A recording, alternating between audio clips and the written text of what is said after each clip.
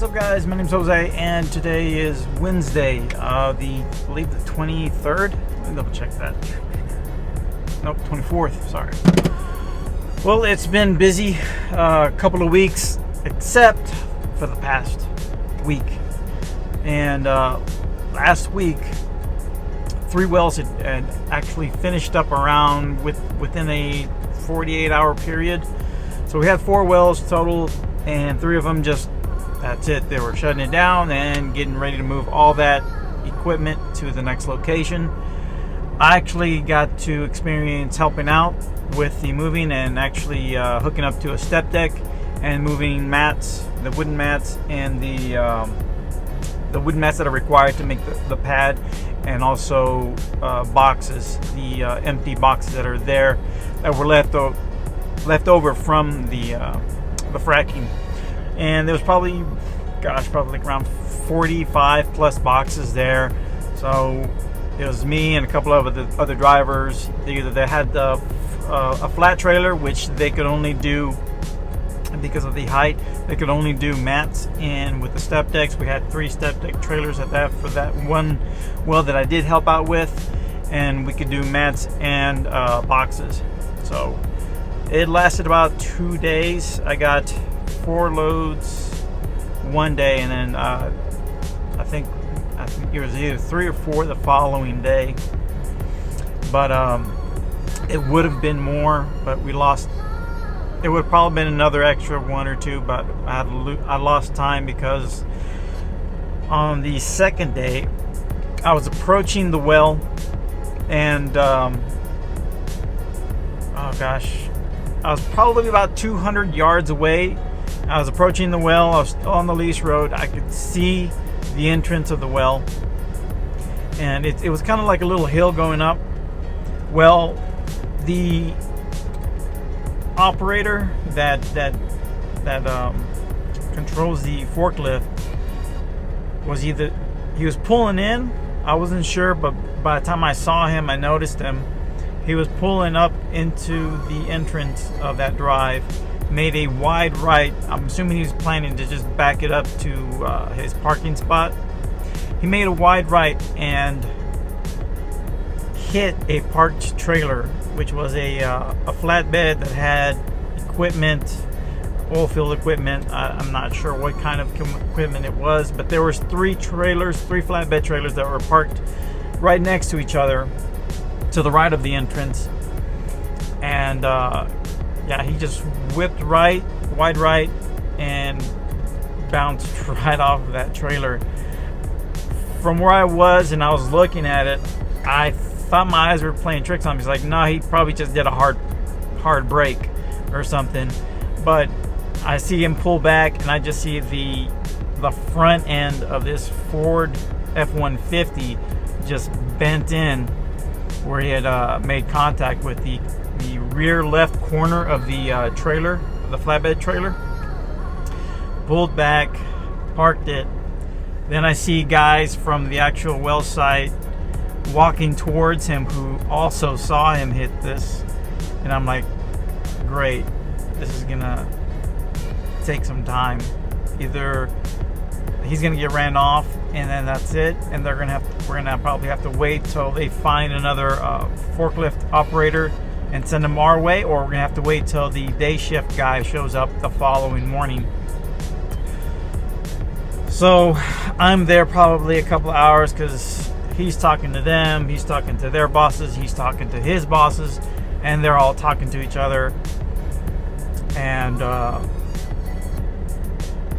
they finally, while they're still trying to wait, I guess decide what to do, or I guess switch information.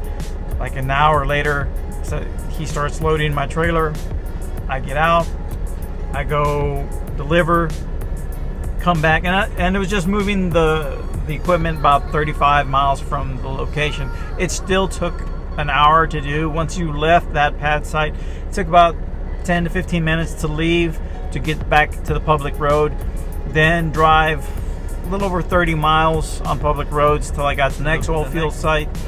And it took about 25 minutes there to drive 5 to 6 miles from the public road to the actual the new location, and empty off there. And when I came back, by then it was already 8 o'clock at night, and when I had left the previous load, it was probably right around 5, somewhere between 5, 6 in the afternoon.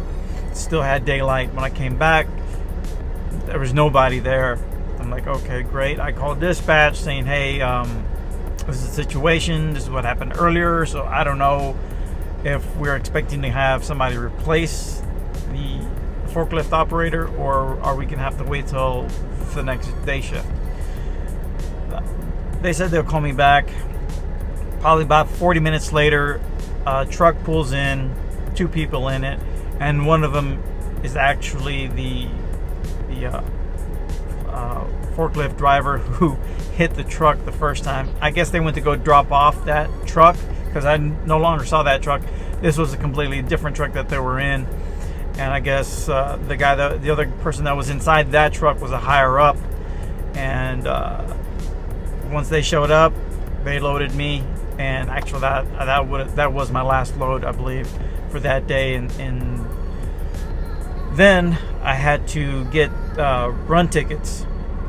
So I made my way towards town so I could make my get into the actual yard and get run tickets. But fortunately, they had to take the trailer, the step deck that I was using. They had to leave it there to do some work on it, and I had to go back to my company's yard and hook up to my original chassis to move sandboxes. So once I hook up to my chassis, I got maybe a couple of loads there, but then I had to fly home for Easter weekend, and flew back here Monday evening. Tuesday I got some work during the day, but then the rain started coming in, and it was bad, really bad rain. At one point, my check engine light came on. I'm like, all right, pulled over, checked everything out, see what it could be. Topped off the coolant, still nothing.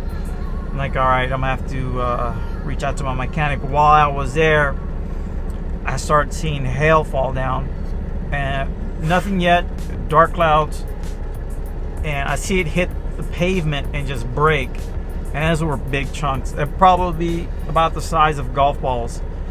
I'm like, all right, I need to get out of here. That's gonna damage something. So I get on the road, make a right, heading back towards the shipper. I pass up a truck that was actually about to get towed, and he's running into the cab of the wrecker because he saw the golf ball size and he didn't want to get hit. I'm still heading north. I'm hearing it bang the top of my truck, and the next thing you know, I hear a big crash, and one of them got me on the windshield on the passenger side.